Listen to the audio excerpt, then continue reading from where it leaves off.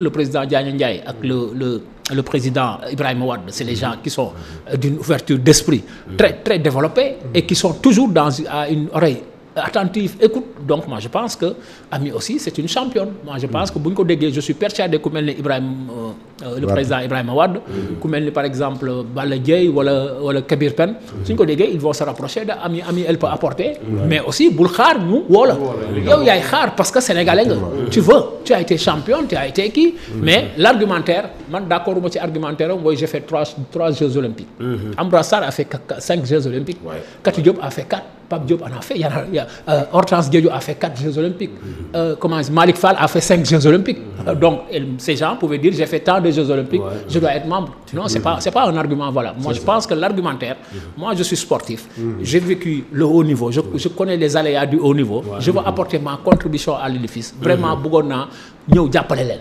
Et suñ ko defee, les gens à bras ouverts, moi tel que je connais les membres du COJO, les membres du comité d'organisation des Jeux olympiques, c'est les gens yoo xam ni elle sera accueillie à bras ouverts pour participer au moins à la construction ou bien à la bonne organisation des Jeux olympiques.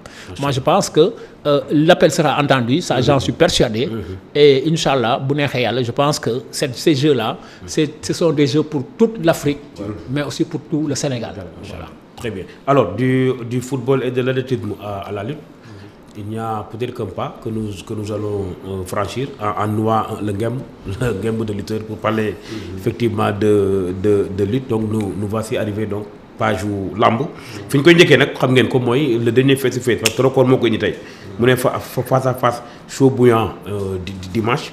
Sa Thiès surexcité, Zarko dépassé quoi, donc point d'interrogation, Zarko dépassé, point d'interrogation. mu nekk loo xam ne on a vu quand même chez Ndiaye un Sa Thiès qu'on n'a pas l'habitude de voir si face à face. Sa Thiès bu xap man daanaka dañ ko xaptal lu ëpp xaw ma kaane gi ak poobar bi moo bi ñu fa suuy moo ëpp, mais vraiment Sa Thiès bu xaptalu daal vraiment naka nga gisee keroog Sa Thiès le comportement aussi de Zarko, le face à face en tant que tel.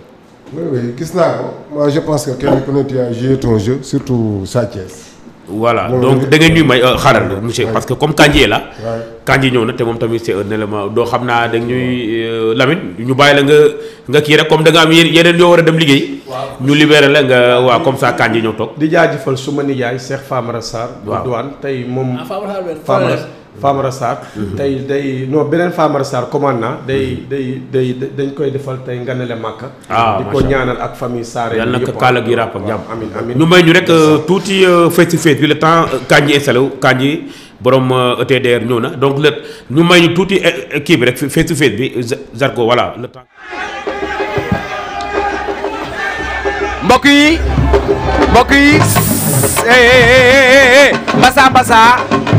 Mbassa moomoo ci suuf rek mbokk yi yéen ñiy seetaan yéen ñi nekk ci biir mbokk yi dañoo bëgg ngeen seetaan lii Sa Thiès Zarko mbokk yi vous nous suivez en direct sur la 2STV. Ça veut dire que ça a été Zarko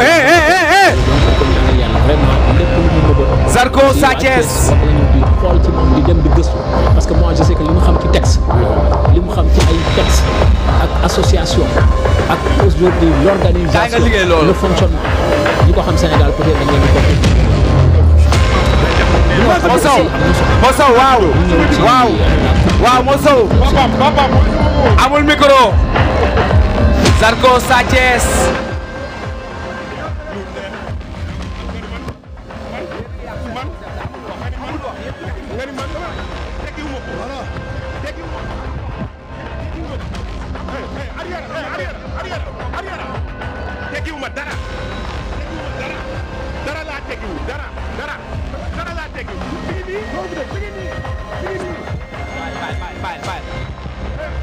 bàyyi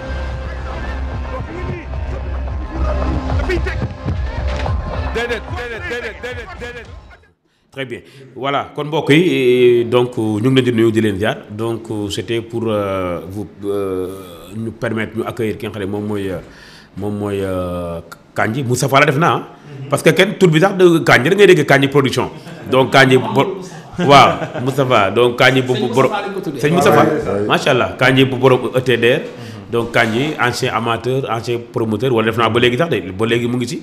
borom ETDR muy entreprise bu mag boobu nga xam ne amul kenn ku mu jàppalul daanaka ci promoteur ci wàllu làmb. képp kuy tëgg rek rapproché wu si moom vraiment mu nekk un sponsor di la jàppale ci lu bëree bëri vraiment nekk nag le porte-parole du CNG. xam naa sax si casquette boobu moo lay ëpp tey liñ ko interroger en tant que porte-parole du CNG mu am yu bëri yoo xam ne daf fee dox donc incha allah ñu war ko si interroger ñuy jégalu nag ni ñu ko waxee si ñoom Boy Diack ak gars yi rek xam nga ne heure bi baaxul moom mi sax dëgg-dëgg dafa dagg ay activité am lu bu baax a baax pour mën a teew te waxoon na ma carrément ne ma dina am tuuti retard parce que li ma waroon def naa ko dagg pour ñëw ñu ngi ko ciy gërëm ci disponibilité bi bàyyi ko mu nuyoo balaa ñuy continuer fi ñu nekkoon. ñu ngi lay nuyu Kandji. jërëjëf Abou auzu billaahi mina sheytaani rajim bismillaahi rahmaani rahim ñi ngi sant yàlla bu baax julli ci sangu-sang yi Seydina Mohamed gërëm suñu ñaari wayjur di ñaan suñu wayjur bu góor suñu borom yërëm ko xare ko aljanna ak bépp way dawlu di nuyu nag ñi nga xamante ni bii ñoo ñuy seetaan à travers Albourakh TV di nuyu ñu bokkal plateau bi di ay nit ñoo xam ne ñu respecté lañ Mbaye man sama référence la ba pare suñu doyen la ci mbir mi ndax damay wax ne ordre national de mérite ak ordre national de lion service rendu rek moo tax ñu koy takkal nit ñii ils ont rendu un vibrant service à le sport sénégalais plus particulièrement la lutte et cetera donc doyen moom tamit bi ma gisee affiche bi démb def naa ay recherche ci moom ñu wax ma kan la ban nit la ci ay prouessam ci sport rawatina football loolu lépp xam nañ ko mouvement associatif ñu maîtriser ko nag ndax à chaque fois damay wax ne wax ñett rek lay jooy ki koy wax te waru ko wax fi mu koy waxee te waru ko faa waxee ak date bi mu koy wax te wax bi jax bi jot donc tey da nga dajale benn crème boo xam ne li nga bëgg a xam ñii dinañ ci am expérience ndax àdduna moom kii day xam lii kii xam lii kii xam kii muy complémentarité bi lépp complet donc ñi ngi baalu àq Sénégal yëpp di baalu àq ñëpp di nuyu sànq ñu ngi ko wax si présentation bi donc maîtrise la am en droit moo ñoom Souleymane Ndéné Ndiaye ñoo bokkoon promotion voilà donc mu nekk en droit privé donc borom xam-xam la en tout cas di nuyu nag kilifaay kër gi waaw muy Abdou Aziz ak Baye nga xam ne man Baye man mooy sama xarit ma ndeysaan mooy sa xarit mooy sama féete macha allah donc ndax nite gi waaw ndax joxe cër gi waaw macha allah damay wax ne àddina li tax joxe cër baax waaw chef de garde ne bëgg ci gan yi taxuta am ci gan yi ne kon maa ci ëppale waaw waaye bu gaar bi feesee may ma tuuti ma yendoo sama wétaay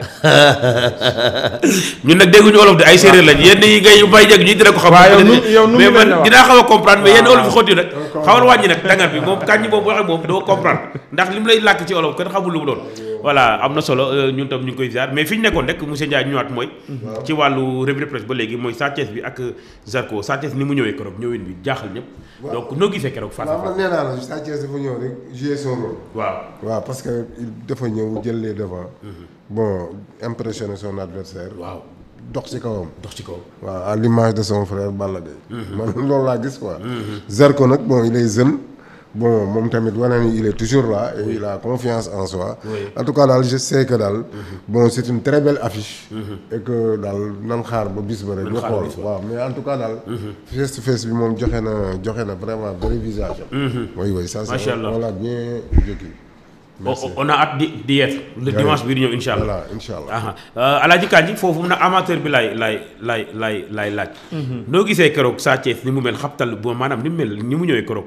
xam ne bëriwul ni mu ñëwee noonu. Sa Thiès Zarko seen face-to-face keroog noo ko gisee jàngat. waaw xam nga Sa Thiès day mbër moo xamante ne am na ci mbër yoo xamante ne bi dañ naan tekk mais buñ gisee ku leen yee dañuy yeewu.